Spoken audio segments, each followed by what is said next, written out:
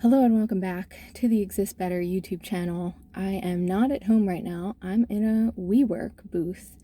And I found this little private area because it's so loud in the city. You can't record really anywhere downtown, I've realized.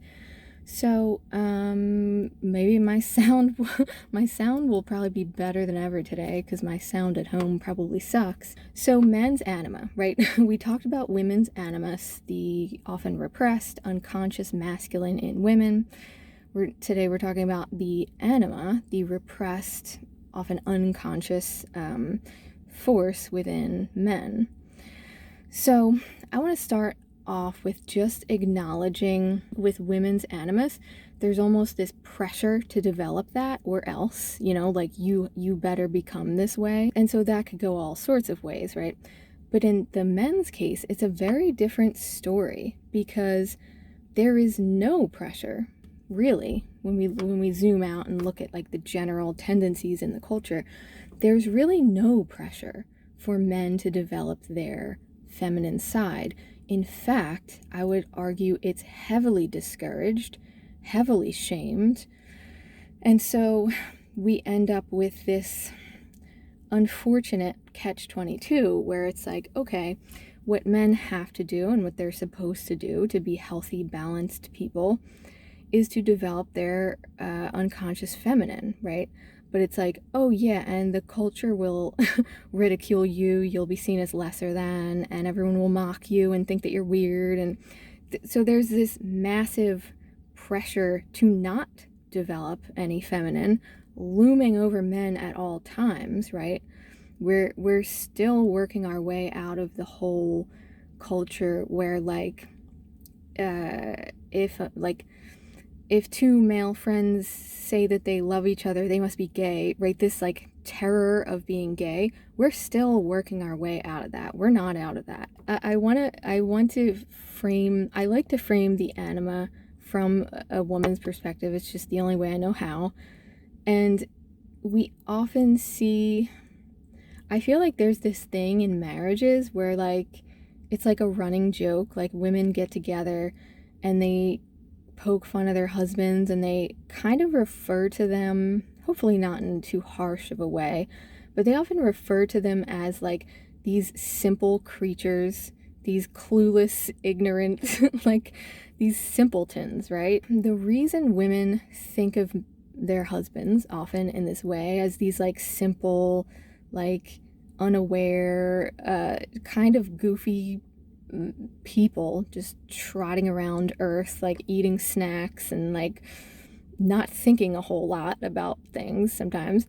The reason women often perceive their partners that way is because of this lack of anima. The anima is not integrated. So when we say the anima is not integrated, what we're kind of saying is like there's not as much intuition, there's not as much intuitive development or gut feeling, gut sense, and that is not what is driving these people through life. Something else is, and we can get into that later. But this driving intuitive force that women are constantly in touch with, constantly tapping into, whether they like it or not, it seems sort of like absent in men, or they just seem like they're not really sifting through as much information, so it's kind of comical to women. For some reason, I feel the need to split this conversation into more healthy men and less healthy men, because I would have totally different things to say to each of them. There are a lot of truths that a lot of more developed men just have naturally, and they don't need to be told these things. I want to go over some of these early stage symptoms of men with very low anima integration. So the first thing I want to point out right off the bat is manipulation. Manipulation is often thought of as a dark feminine characteristic, and it is, and it's embodied by men who don't have any healthy feminine development, because if they did, they would know that manipulation is bad and you shouldn't do it, and they would know when they were manipulating and they would stop, right? So what we will often see in very undeveloped men is manipulating other people to get what they want from them. A while ago I made that video about alpha males and why they need a strategy. This is exactly tied into that. Next thing, dark narratives about how reality works. So these are going to sound kind of weird. We're going to tie it together as we go. So a symptom of men who are on the less healthy side, they have almost like no faith, no beliefs, no uplifting, positive sort of spiritual sense. If they are into spirituality, it'll be a very dark type of spirituality. So these people who are obsessed with conspiracy theories, they're kind of obsessed with like just these dark narratives about like the government is controlling us and the aliens are gonna come suck out our brains. Like there's this whole like sector of the internet that I feel like is for those types of people, where it's just kind of like dark, dystopian, and it's because they're looking through reality from a very mechanical, non-magical lens. Next, endlessly debating on the internet. I love this one. And teaching people, right? When you see those guys in comment sections and on Reddit and things, you could tell that they're just constantly on there teaching everyone how to be like basically telling everybody that they're wrong and I know better, and here's the, you know, this sort of like arrogance. This is happening again because there's this lack of connection. The feminine is subjective reality, right? The feminine is everyone gets to have their own experience of reality. When you're out of touch with the feminine, everything is mechanical. Everything is like super meticulously objective. And what these people don't see is that their perspective is also subjective, but they're saying this is the facts, like this is all that's allowed to exist. And so when they're in these debates or even just arguments, conversations with people, their goal is to win and to show everyone that they're logically correct, right? And they're completely missing the reality that the real value of communicating with other people is that, and the feminine knows this, is that everyone contributes to the pot and everyone shares, and when you put it all together, you get more. It's not reductive, right?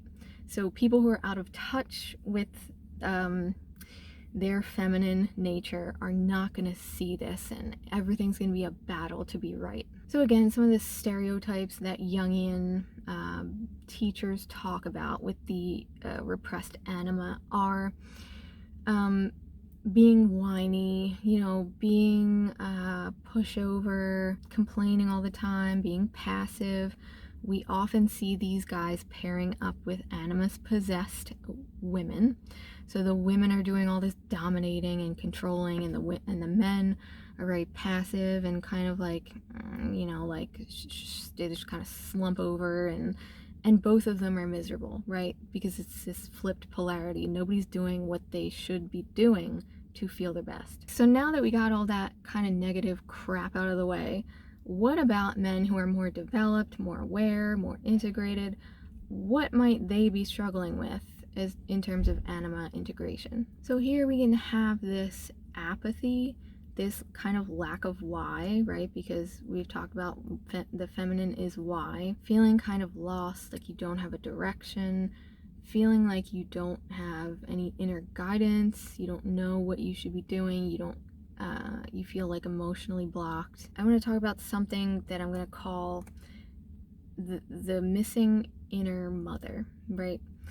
So we can go on a whole tangent about this in women and women who are not nurtured by their mothers. This trauma gets passed down, but I just want to talk like archetypally, right? Like what is the inner mother? Like it's this nurturing. It's this, you are valuable because you rolled out of bed this morning.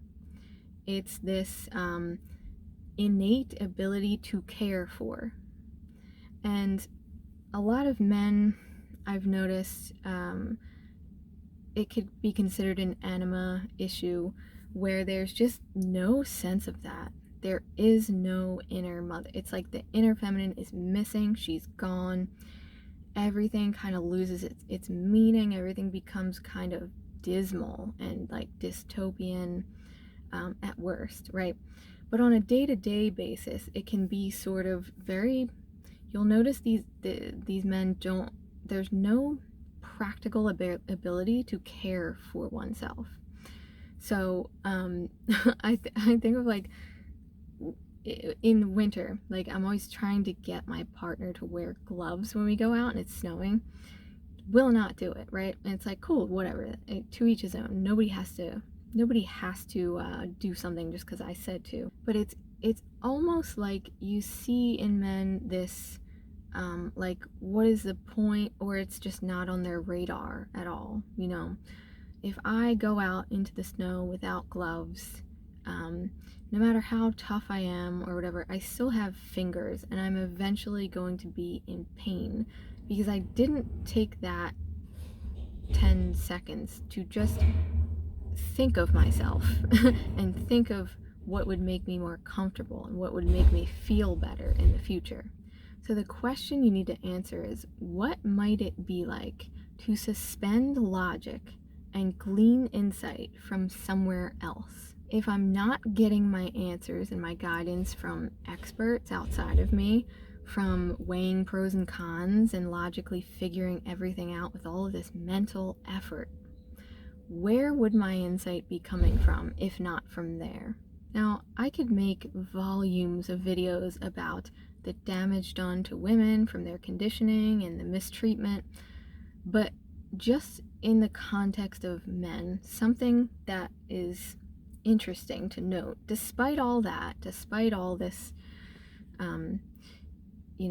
damage done to women, men are often like out of touch with that. They don't even know anything about that, right? They're not living that. So oftentimes what they will see, what men will see in women, is almost this like, women have value just because they exist, right? Like a woman leaves her house and everybody's holding the door for her and she gets to get on the Titanic first and you can go fucking die, like nobody cares, right? There's this deeply ingrained sense in a lot of men that there's no innate value in me. Nobody's going to innately value me. Women have the innate value. They are valued, like children, right? Children, babies, women. And I'm just this weird, awkward creature who's just like crawling around the planet. Like these are the sorts of sentiments that I hear men have about themselves. Like, I'm just this slob. I'm just this like shameful beast with all of these like sexual urges that nobody wants to fulfill, right? It's like very often the type of sentiment you hear, and you hear this a lot in like male comics will say these types of things a lot, and it's really hilarious. But what do we know about people, people in show business, people who are like telling these sorts of jokes and things? They often struggle with massive, deep like mental health issues, self-worth issues, because all those jokes are coming from like this dark well, this hole of nothingness inside of them. And they think it's just like, this is who I am. I'm just this valueless person. But it's not. It's lack of anima integration, right? Look at the self-worth movement itself, the body positivity movement. What else? Like the self-care movement, like I'm gonna go pamper myself and paint my nails and flop around in a bathtub with all these like essential oils and shit, right? These things, men think that they're not allowed, right? That's not for me. That's for women. I'm not allowed. or it's irrelevant to me. That's a woman's thing, right? That obviously, like we talked about, it can't be seen as gay, can't be seen as feminine. That would make me evil and bad, and that would lower my value even more, right? So there's this huge hole. People have talked about men commit suicide at higher rates. Men are Jordan Peterson talked about men being in a mental health crisis, and I see a lot of in less healthy men, often single, they will just blame all this on women and say it's because women mistreat me, right? That's bullshit. Maybe you have been mistreated by women, but the real issue is just that there's no anima integration. Are you valuable at your core just for existing, right? In the women's movement, we hear about these things, but with men, it's still very foreign. It's still just like, have I justified my worth today? Do I have a bunch of money? And if not, I'm just like a loser. Pay attention to any irrational behavior, mood swings, depressions, despondency, irritability, basically anything that is a stereotype of what comes up for women right before their period. All of those same characteristics could apply to a man who's caught in the grip of his anima. So just like we talked about in women's dreams with the men showing up, and there's like the gallant hero and then the crazy psychopath who wants to kill you. I've talked to men, several different men, who have talked about like these terrifying women showing up in their dreams, like truly it's scarier than the animus dreams, because the animus dreams are like, oh, this guy with a knife is coming to get you, it tends to be like that. But with the men's dreams, there's this fantastical element, like the girl from The Ring, or like just something like really dark and terrifying. Or in the positive sense, it will be someone very attractive that you are very pulled toward, someone like an angel, or just this very spiritual, divine woman who's just kind of frolicking through your dream and feels very other, like you can't tap into that energy, or so you believe. So the women showing up in men's dreams are going to reflect something about his anima.